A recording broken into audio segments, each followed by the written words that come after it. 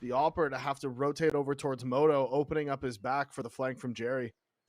And again, it's a clean round from Forza. I mean, the HEs toward Banana worked great. And if you're the B players, you're like, nice, we got the opening. All right, now they're planning out their nades. They're starting to rotate. And then my A player's dead and we have no one on site and we lost the round. And it's just like, man, really just got to sit and pit and stay alive there. You just can't die. It's really the basics of Counter-Strike when it comes down to it. It is the way it be. It is indeed the way it be. But this is beginning to be quite a nice start for Forza, at least on the T side, with the way that they've opened up the series here for our grand final. It's their map pick at least. They're coming in hot. But cash back in play. What's the call going to be for ECSTATIC? Investment into the AWP. Salazar, again, donning the scope. Second time we've seen it. Didn't really get much of a chance into the previous outing. He was caught off guard, but I think through Arch. So let's see what momentum he can get going. A lot of eyes on Salazar. I've heard in recent times, man's been putting up some big numbers.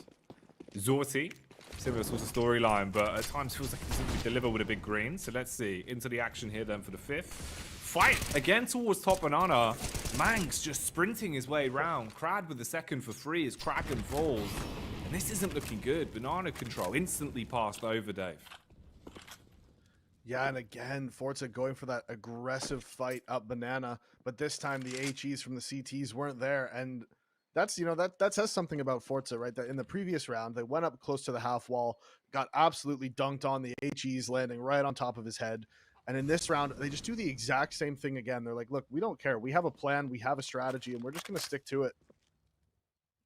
And so far, it's working out for them. I mean, I remember the boys on the desk had brought up that in the previous series, even though ECSTATIC did win the game, it was very close on the first map. It was overtime, I think they said, and Forza really actually looked good in that game.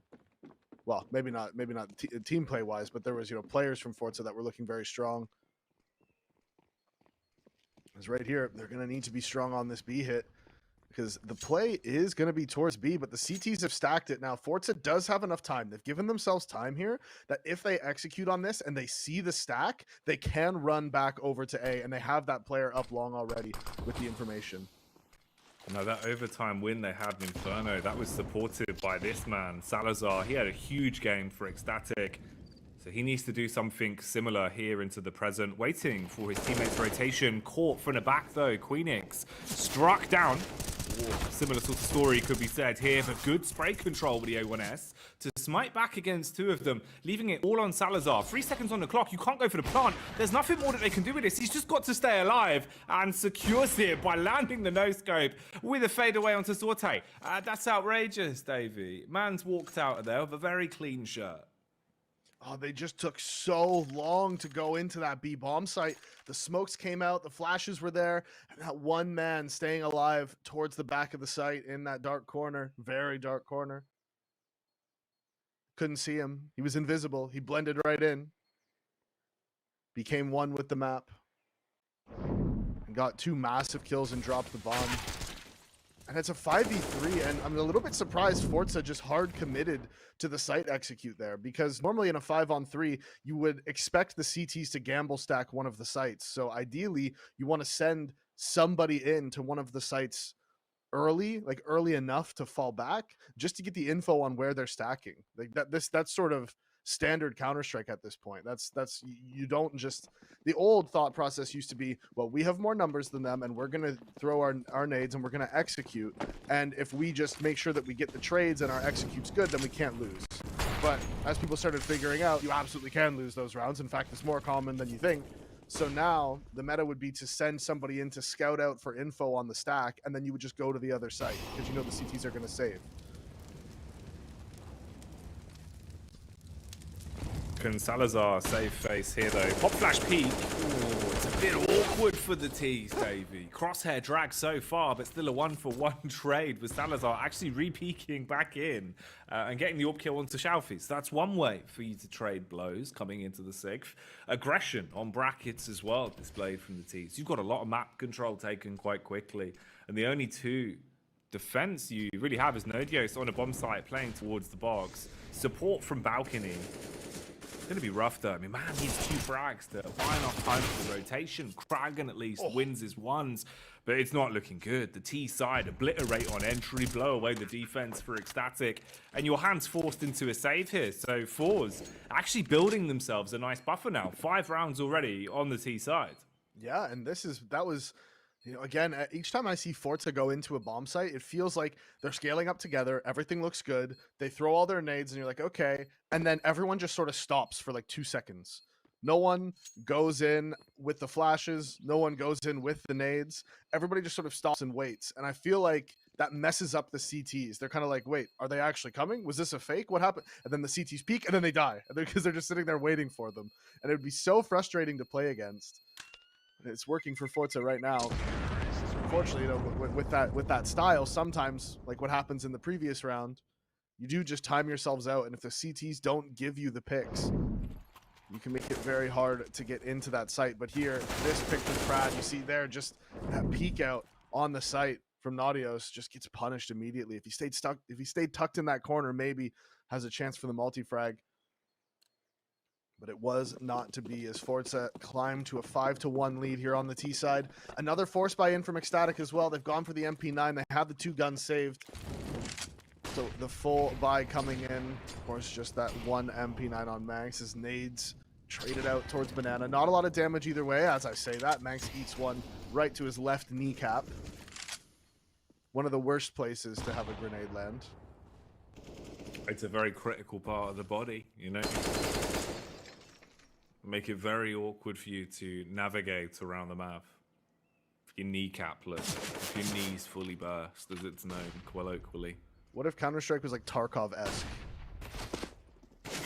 Your knee just takes damage, suddenly you just can't jump. See, Crad there actually had a damaged knee, but Shalfie's, that's a good knee. So he runs in and gets the double entry, leaving us in a 4 versus 3 here in round 7. 60 seconds on the clock. Shalfie still holding for any re-aggression towards top Banana. Jerry's going to try his hand back at balcony as well. Peeked into by Queenix just as he falls off the edge of the balcony, giving up the entry. No Dios. Really does need to come up aces into a round like this. 40 seconds on the clock, maybe as an opportunity. But he's being flanked. Resort's already pulled up to the back line. Should see him now. 3B to be found. There's the headshot back onto him. You're looking at Kragan. So far outnumbered that he'll just concede the round. So another one falling through the fingertips there for ECSTATIC. And Forza with 6 now.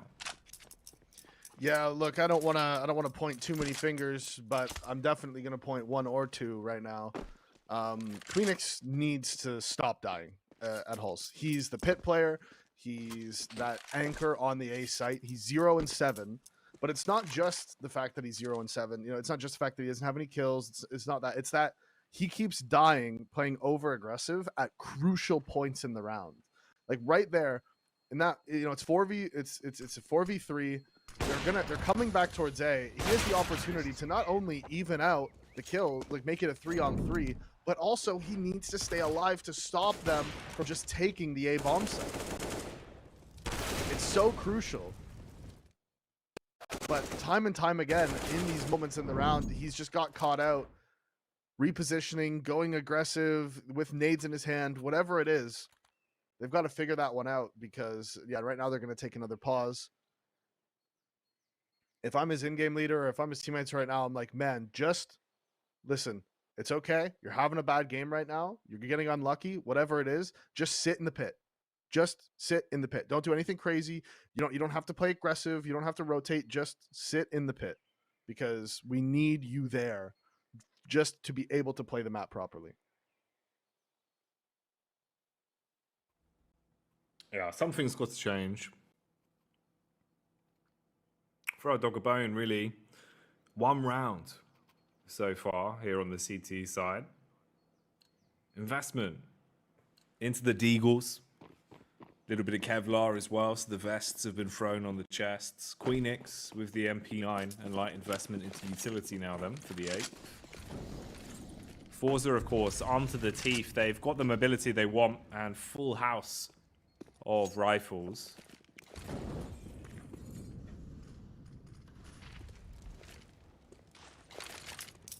Ooh, One smoke going to come out to B. Let's see if that pulls any sort of rotation. With the CTs having that extra smoke, there's really no need. And this heavy top mid stack.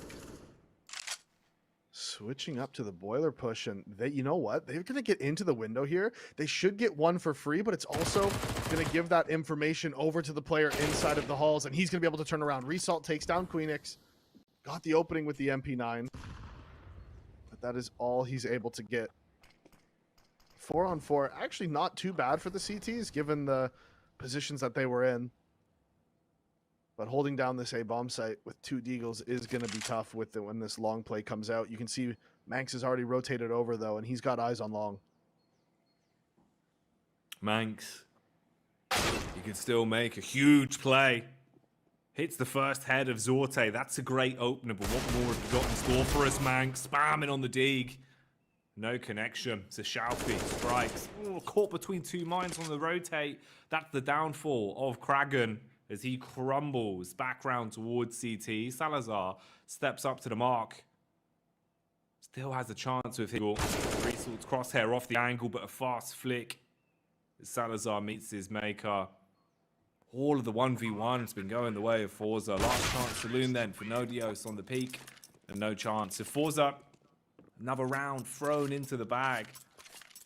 Just ripping their way through ECSTATIC so far on the first map. So already a different tale between the last time these 2 teams went head to head.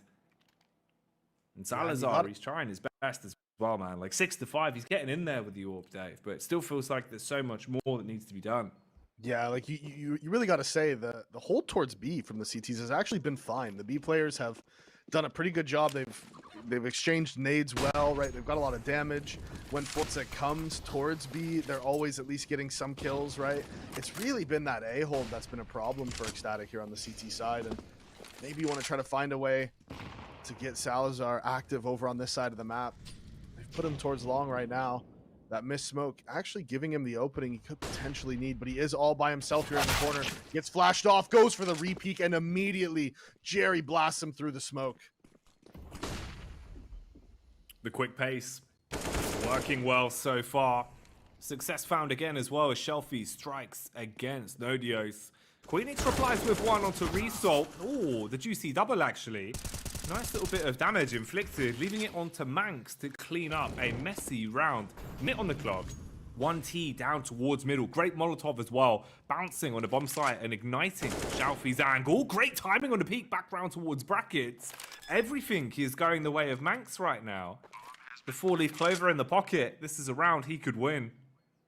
It'd be a big pickup if he can make this clutch work. 1v1 from this point forward. Has a kit. No utility. Taking his time to clear out the bomb site. Reposition for Shelfie was the key to victory in the round. He's going to go up towards balcony. No reason to peek yet. Not baited in by the audio cue. That's the fake. Max waiting for the swing. Lots of damage inflicted, but he's so low. Still just holding. Going to try and just one time this on a defuse. No belief. Commit. And he gets away with it. Thanks. With a nice pickup there to finally get ECSTATIC a second round on the board for the CT side. Oh, perfectly played 1v1 from Manx. Even luckily enough, getting that timing towards top middle when he peeked out from long, finds that man in the back, and then in the 1v1, Shelfie, actually crucially, he planted almost to that left side of default, closer, almost inside of sight, which actually isn't a good plant for Halls. You could see how far he had to peek from the inside of Halls there to actually get any info on the bomb. If you're going to go and play inside of Halls, you want that plant to be further right, as far right as possible, really, on that default spot, because that just gives you, the widest angle possible. It gives you a bunch of different options when it comes to actually peeking the bomb and seeing if he's sticking it. And once Manx tagged him down to so low, he just spins and sticks it. He knows that Shelfie's just going to be too, not necessarily scared, but one bullet takes him down. So he has to gamble. It turns it into a coin flip, which is exactly what you want on the CT side when, bombs planted. You don't really have a ton of info at first. So it was very, very well played from Manx. Pretty much perfect from him in the 1v1. He couldn't really have done anything better. Great display of mechanics there. From the utility usage to the way that he was able to actually hit his shots in the moments that mattered most. Here, Seemed like there was going to be a fast play towards middle resort looking for the early aggression, but the nades will lead him to waste a little bit more time to recommit. Nodios as well, supported by Salazar. You've got Arch smoked off and controlled for now. Tees, after making their initial presence, back off a bit. Reuse of utility as well, so another Molotov expunged from ECSTATIC stockpile.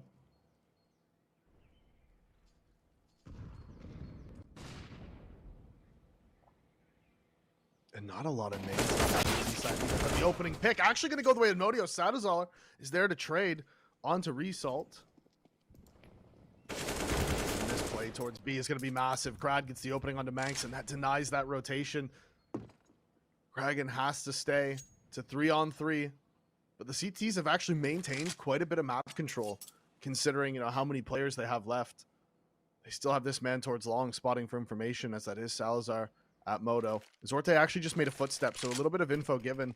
Lurk smoke to allow them to get into CT spawn, and that is where they're going to go, as Zorte's running fast here. 25 seconds. They are slightly timing themselves out, and Krad on Banana is really low, so Kragan here is in the perfect position to potentially close this one. This round sinking, and it could be the Kragan that drags them down within it. 11 seconds on the clock, he goes for the swing, cuts his way through the first, but not quick enough for two. 7 seconds on the timer as Zorte punches in those digits and gets the bomb down, forcing us into a retake then for ECSTATIC. Salazar and Queenix doubled up. Nana sprinting their way through. Single kit to play with. The smoke's now being used as well. Pop flash could still be thrown in. Jerry lurking at the back towards the dark spot, backed up by Zorte inside of the smoke. Time so far ticked. Good HE blows Jerry out of the round. Zorte waits for the peak, lines up onto the first. Good reaction by Salazar. Straight onto the bomb for the defuse as well. And a third round now for ECSTATIC. Kind of full just retake execute there from the CTs. Almost looked like T's execute.